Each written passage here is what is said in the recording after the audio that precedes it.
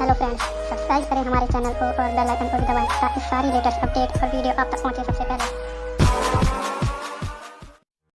Hello दोस्तों, RBS जी के study point में आप सभी का स्वागत है। आज का टॉपिक है मगध साम्राज्य। जो मगध साम्राज्य में जिन जिन शासकों का शासन रहा है उनको आज विस्तार से लाए हुए हैं, जो आप तक पहुंचा रहे हैं वीडियो के जरिए। आइए आइए तो चलो स्टार्ट करते हैं कि मगध साम्राज्य विशाल शासक था।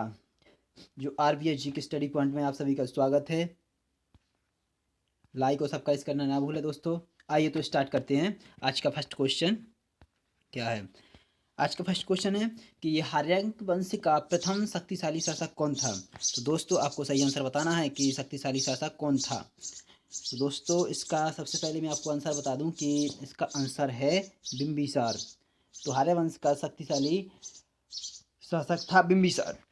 ठीक है दोस्तों, तो आगे चलते हैं। नेक्स्ट क्वेश्चन, बिंबिसार की राजधानी क्या थी। दोस्तों बिंबिसार की राजधानी क्या थी। दोस्तों आपको सही आंसर बताना है और कमेंट बॉक्स में ज़रूर लिखना है। तो इसकी गिरिव्रज इसकी राजधानी थी। ठीक है दोस्तों, नेक्स्ट क्वेश्चन है, बिंबिसार के पुत्र का क्या नाम था। जो बिंबिसार के पुत्र का क्या नाम था। दोस्तों इसका सही आंसर आपको बताना है कि बिंबिसार का पुत्र का क्या नाम था। इसका सही आंसर है दोस्तों अजातशत्रु। इसका सही आंसर है दोस्तों अजातशत्रु।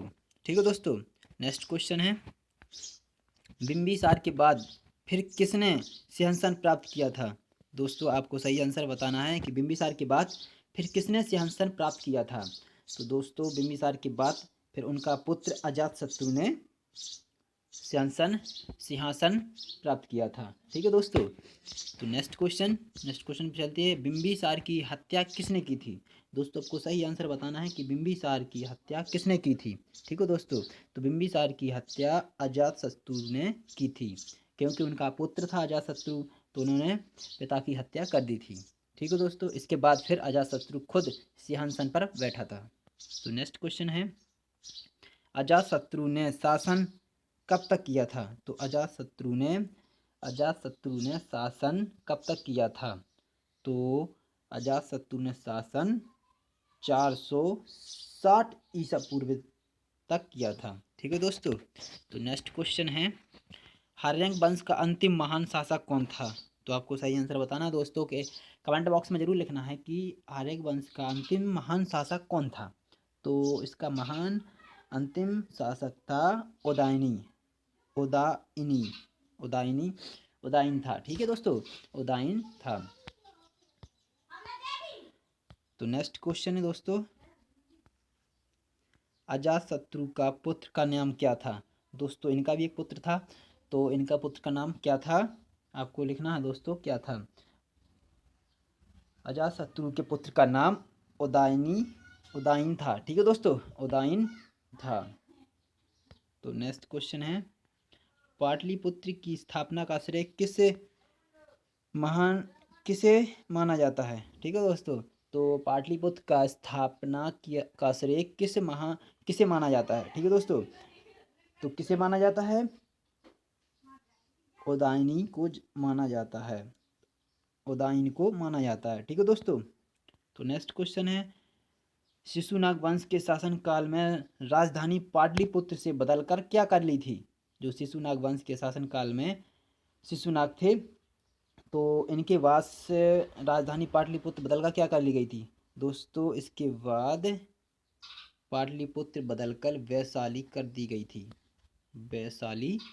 वैशाली कर दी गई थी। ठीक है दोस्तों, इसका सही आंसर वैशाली है। ठीक है दोस्तों, नेक्स्ट क्वेश्चन है, शिशुनाग वंश का अंतिम शासक कौन था। शिशुनाग वंश का अंतिम शासक कौन था। शिशुनाग वंश का अंतिम शासक कौन था, आपको सही आंसर कमेंट बॉक्स में बताना है। ठीक है दोस्तों, इससे पहले मैं आपको बता दे रहा हूँ कि शिशुनाग वंश का अंतिम शासक नाग दशक था। ठीक है दोस्तों, नाग दशक था। नेक्स्ट क्वेश्चन पे चलते हैं, तो नंद वंश का संस्थापक किसको माना जाता है। ठीक है दोस्तों, नंद वंश का संस्थापक किसको माना जाता है। तो आपको सही आंसर बताना है कि किसको माना जाता है।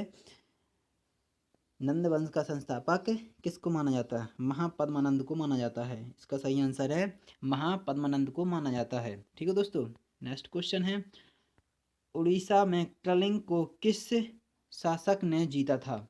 उड़ीसा में कलिंग को किस शासक ने जीता था? तो आपको सही आंसर बताना है कि किसने किसने जीता था। तो इसका सही आंसर है महापद्मानंद ने जीता था। ठीक है दोस्तों, नेक्स्ट क्वेश्चन है, नंद वंश का अंतिम शासक कौन था? तो नंद वंश का अंतिम शासक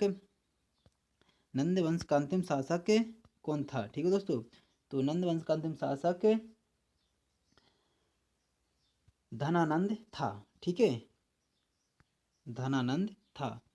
ठीक है दोस्तों, इसका सही आंसर धनानंद है। ठीक है दोस्तों, नेक्स्ट क्वेश्चन, सिकंदर ने भारत पर आक्रमण किसके शासनकाल में किया था? सही आंसर बताना है दोस्तों कि सिकंदर ने भारत पर आक्रमण किसके शासनकाल में किया था? तो इसका सही आंसर है धनानंद के शासनकाल में भारत पर आक्रमण किया था।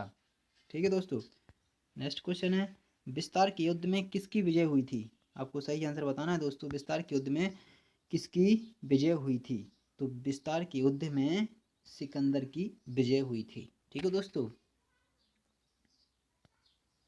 फिर इसके बाद है, विस्तार का युद्ध किन किन के बीच में हुआ था? दोस्तों आपको सही आंसर बताना है कि विस्तार का युद्ध किन के बीच में हुआ था। इसका सही आंसर है विस्तार का युद्ध पोरस और सिकंदर के बीच में हुआ था। ठीक है दोस्तों, पोरस और सिकंदर के बीच में हुआ था। आज के लिए इतना ही दोस्तों। मेरी वीडियो कैसी लगी है आप कमेंट में ज़रूर बताएं, लाइक और सब्सक्राइब जरूर करें।